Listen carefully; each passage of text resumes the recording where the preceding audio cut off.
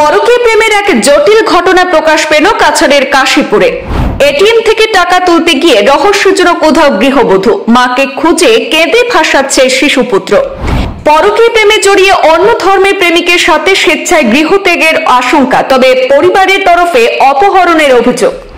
সংশ্লিষ্ট প্রেমিক যুবক পাপলু রবিদাস এবং আরো দুজনের বিরুদ্ধে থানায় এজাহার দায়ের।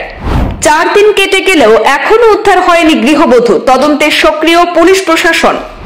ঘটনা ঘিরে যাতে কোনো ভুল বোঝাবুঝি বা উত্তেজনা না ছড়ায় সেজন্য নজরদারিতে রয়েছে আইন শৃঙ্খলা রক্ষাকারী বাহিনী। কর্মসূত্রে স্বামী মেঘালয়ের শিলংয়ে রয়েছেন। এমত অবস্থায় মাসখানেক ধরে 2 বছর বয়সী একমাত্র শিশুপুত্রকে নিয়ে গৃহবধূ তার বাবার বাড়িতে থাকা অবস্থায় গত বৃহস্পতিবার পুত্রকে বোনের কাছে রেখে এটিএম থেকে টাকা তুলতে গিয়ে স্থানীয় বাজারে গিয়ে আর বাড়ি ফিরেনি কাছাড় জেলার কাশীপুর 2য় খণ্ডের বাসিন্দা খালেদা বেগম ওরফে শিপন। এই ঘটনায় পুরো এলাকায় চাঞ্চল্য ছড়িয়ে পড়েছে। ঘটনাটি পরকীয় প্রেমে জড়িয়ে গৃহবধূ প্রেমিকের সঙ্গে পালিয়েছে বলে চাউর হলেও পরিবার থেকে অপহরণের অভিযোগ তুলে সেখানকার রংপুর 1ম খণ্ড তথা কাশীপুর বাগান রোডের বাসিন্দা সাধুয়া রবিদাসের পুত্র উঠতি যুবক পাপলু রবিদাস ওরফে বিকাশ সহ নাম অজ্ঞাত 2 সহযোগীর বিরুদ্ধে শিলচর সদর থানায় এজাহার দায়ের হয়েছে। আর ঘটনার পরের দিন শুক্রবারে সেই এজাহার দায়ের করা হয়েছে গৃহবধূর পরিবারের পক্ষ থেকে।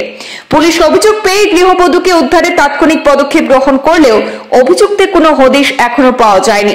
পুলিশ জোর তৎপরতা অব্যাহত রাখলেও এই ঘটনা ঘিরে কিন্তু এলাকায় সাম্প্রদায়িক সম্প্রীতি বিনষ্টের আশঙ্কা তৈরি হয়েছে। পরিস্থিতির উপর তীক্ষ্ণ নজর রেখে সতর্ক রয়েছে পুলিশ প্রশাসন।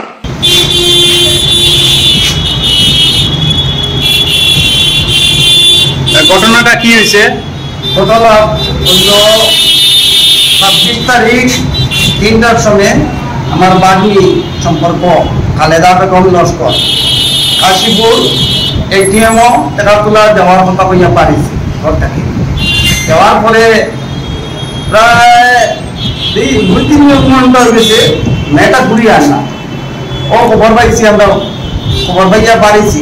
পারার বাদে শুনছি কাশীপুর এখন বললো পাপ্পু রবিদাস ছেলেটায় তাইরে 2টা আরো 2টা ছেলের নাম জানি না, তাইরে অপহরণ করিয়া মুখ ধরিয়া হইয়া যাওয়ার পরে আমরা খবর পড়ছি, প্রত্যেক জায়গায় খবর না পাইয়া ছেলের বাবার ঘর গেছি।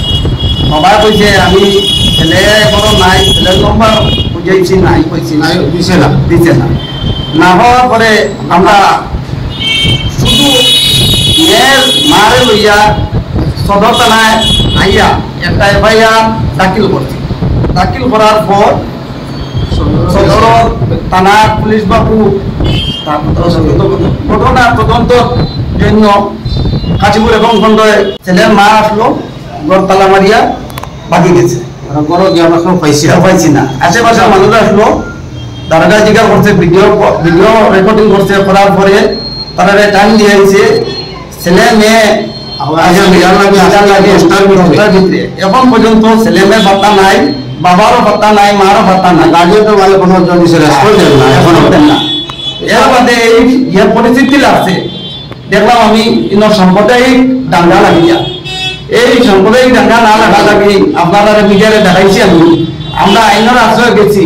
বর্তমানে আমরা আইনের আশ্রয় যেরকম ভাবে হয় আমরা সমঝাইয়া দেওয়া।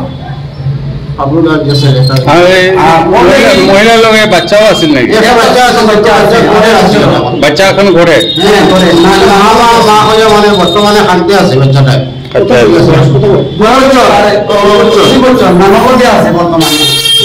যখন আমরা আইনের কাছে রিকোয়েস্ট করিয়া আমরা আইনে আমরা মেটারে সমঝাইছিলাম, আমরা কোনো ধরনের কিছু করতাম না।